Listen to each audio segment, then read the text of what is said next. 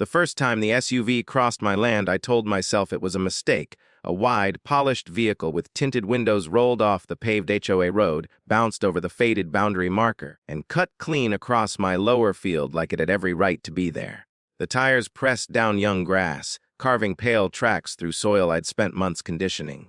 From my porch, coffee cooling in my hand, I watched the vehicle disappear toward the tree line, unbothered, confident, entitled. This wasn't a suburb. This was a working farm, deeded land with survey pins older than the neighborhood itself. The HOA had arrived years after I did, sprouting like a plastic flower bait at the edge of my property. Manicured lawns, identical mailboxes, and rules thicker than fence posts. From the beginning, there had been tension. Complaints about the smell of manure, the sound of equipment at dawn, the presence of livestock daring to exist within view of vinyl fencing. The SUV came back the next morning. Same path, same casual trespass. By the end of the week, it was a routine. The driver used my field as a personal shortcut, shaving minutes off a commute while treating my land like wasted space. Each pass left deeper ruts, compacted soil, and a simmering knot in my chest. I documented everything. Dates, times, tire patterns. I checked the survey again, walking the boundary with a measuring wheel, confirming what I already knew. The land was mine, clearly and legally. Still, the HOA president, known locally for her aggressive enforcement letters and selective authority, seemed to believe rules only flowed one way. I posted signs. Private property. No trespassing agricultural use. They vanished within days.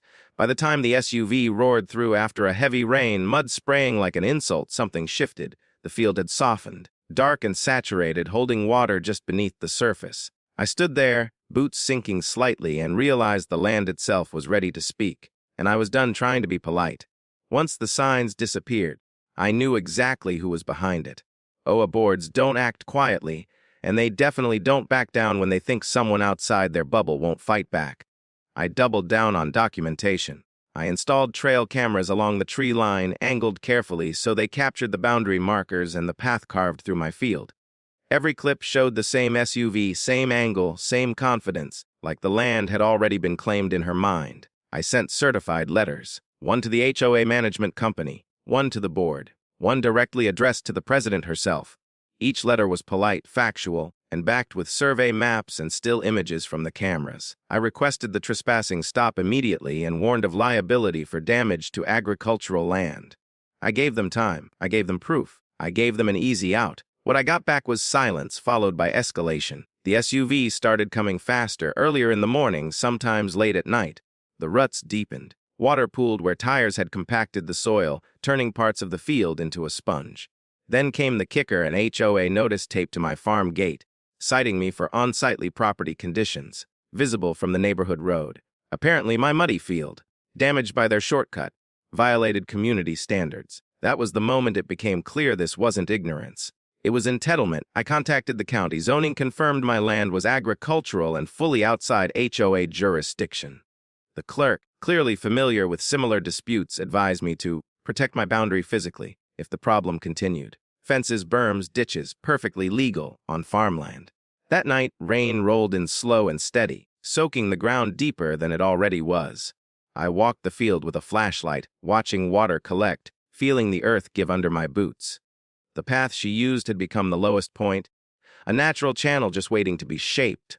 By morning, I wasn't angry anymore. I was methodical, and I started calling in equipment. The excavator arrived just after sunrise, its tracks clanking softly as it rolled off the trailer and onto my land. There was nothing rushed about the work. No anger, no theatrics. This was maintenance, plain and simple, the kind farmers have done for generations to manage runoff and protect soil integrity.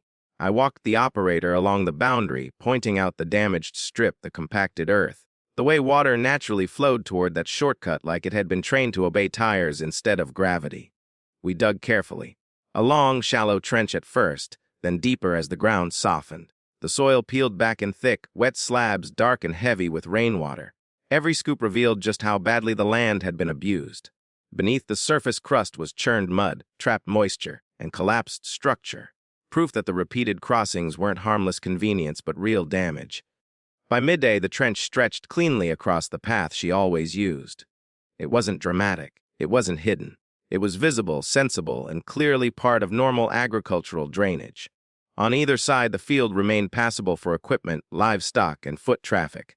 The shortcut, however, was gone. I added reflective stakes along the edge and fresh signage. Private property, no vehicle access, agricultural drainage ditch. Everything was compliant. Everything was legal. From the porch that afternoon, I watched the neighborhood stir. A few residents slowed at the road's edge, staring out across the field, phones raised. The rumor mill churned fast in places like that. To them, it probably looked like defiance. To me, it looked like resolution. The rain returned overnight, heavier than before. Water flowed exactly where it should, collecting in the trench and sinking down instead of spreading across the field. The land breathed easier. At dawn, I noticed fresh tire marks at the road's edge. Hesitation marks. Someone had pulled up, paused, and backed away. But entitlement rarely learns on the first try, and I had a feeling she'd be back. It happened on a weekday morning, the kind that feels ordinary right up until it isn't. The sky was overcast, the ground still saturated from days of steady rain, and the trench sat exactly where it had been left, marked, visible, unavoidable. I was in the barn when the sound carried across the field, an engine revving with impatience, tires spinning briefly on wet grass, the unmistakable tone of someone committing to a bad decision. From the edge of the field, the SUV appeared, angled sharply off the road like it always was. There was no pause this time, no slowing, just momentum and assumption colliding with reality. The front wheels hit first. The ground gave way instantly, not with a dramatic crash, but with a heavy, swallowing slump. Mud surged up around the tires as the vehicle's weight shifted forward.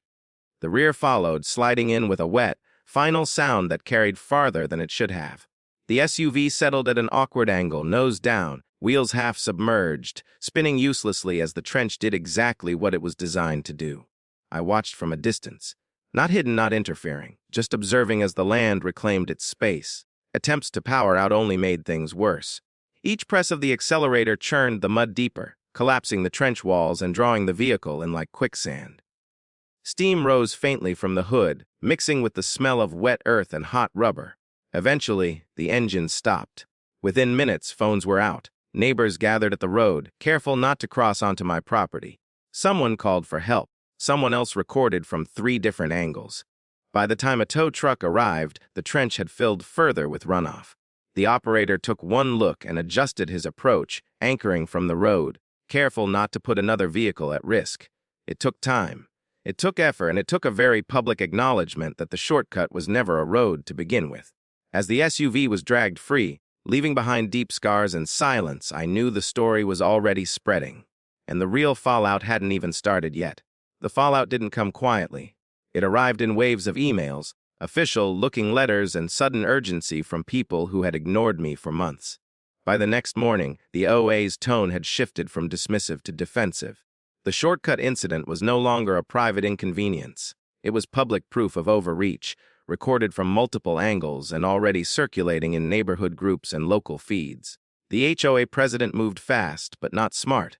A formal complaint was filed against me, accusing my trench of being intentionally dangerous and maliciously placed. The language was dramatic, filled with phrases like reckless endangerment and deliberate obstruction, as if a drainage ditch on a farm was a booby trap. What it conveniently ignored was the paper trail, the certified letters, the survey maps, the trail camera footage, and the weeks of documented trespass. The county got involved within days. An inspector arrived early, clipboard tucked under his arm, boots sinking into the same mud that had swallowed the SUV. He walked the trench from end to end, checked the reflective markers, and reviewed my documentation in silence. The longer it went on, the clearer it became that this wasn't my problem anymore. His report was short and devastating for the HOA. The trench was deemed a lawful agricultural feature, properly marked and necessary due to soil damage caused by repeated unauthorized vehicle traffic. The liability, according to the county, didn't belong to me. It belonged to whoever kept driving where they had no right to be. That changed everything. The complaint against me was dismissed. In its place, the HOA received notice that continued trespass could result in fines and civil action. Almost overnight, temporary fencing appeared along their side of the boundary, slapped together with the urgency of people trying to erase a mistake. The president stopped sending emails, and for the first time since this started, the silence felt earned. By the time summer settled in, the field barely showed signs of the conflict that had consumed it for months. New grass filled in around the trench, thick and resilient, and the drainage worked better than it ever had. Where tires once carved ruts, water now moved cleanly and predictably, following the land instead of fighting it. The shortcut was gone, not just physically, but mentally. No one even slowed near the boundary anymore. The HOA, noticeably humbled, restructured quietly. A new board was introduced with language about cooperation and respect, the kind that only appears after expensive lessons. The former president vanished from meetings, from newsletters, and eventually from the neighborhood entirely.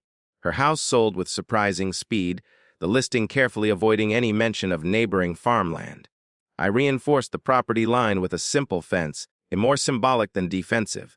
It wasn't there to provoke or punish, just to remind anyone looking that land has limits, and those limits matter.